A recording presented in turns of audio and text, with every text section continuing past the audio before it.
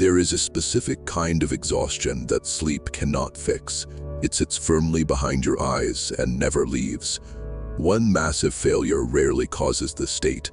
Instead, it stems from attempting to execute too many minor tasks at the exact same time. Consider a young monk named Dovin. Dovin was kind, and whenever the head monk asked for a volunteer, Dovin raised his hand.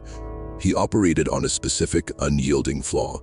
He equated his personal usefulness with an absolute inability to refuse requests. The initial phase of his overcommitment felt manageable. A few extra tasks and additional study hours were easy to handle by waking up earlier and moving faster. The other monks quickly learned they could depend on him for anything.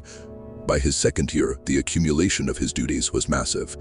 Dovin was responsible for morning prayers, evening cleaning, wood carrying, meal preparation twice a week, and tutoring a new student. Each responsibility on its own was minor. Together, they claimed every single hour of his schedule. The physiological and mental toll of this routine soon compounded. Dovin had no time to sit or think. He ate while walking and studied while waiting for water to boil. His body remained in constant restless movement, while his active, reflective thought completely ceased. One evening, Dovin sat in his room and found he physically could not stand back up. He stared at the wall. He felt no sadness, only a state of complete physical immobility and total emotional emptiness. Unchecked generosity without boundaries results in a dangerous, hollow depletion of the individual. The next morning, the old master told Dovin to follow him to the lake. He directed the young monk's attention to a small, single-person wooden boat sitting on the shore. The master pointed out the holes in the bottom of the hull. Each was no wider than a finger, but they were scattered entirely across the base of the wood. This cross-section shows the boat's mechanism of failure. As it enters the water, multiple small streams bypass the defenses. The progression is steady.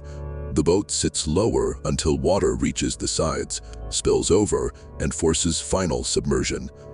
The master asked what sank the boat.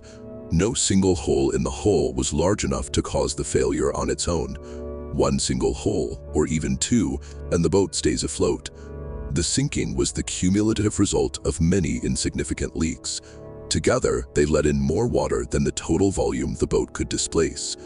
Systemic failure in a well-built boat is rarely caused by one catastrophic wave. It happens when the cumulative weight of small breaches is ignored. This comparison maps the boat's failure to Dovin's workload. Every yes acted like a new hull.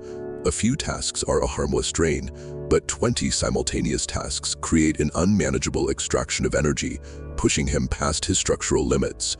A cumulative burnout hides in plain sight. An individual rarely notices the critical danger until the water is already at their ankles and the collective weight has incapacitated them. The master pinpointed Dovin's error.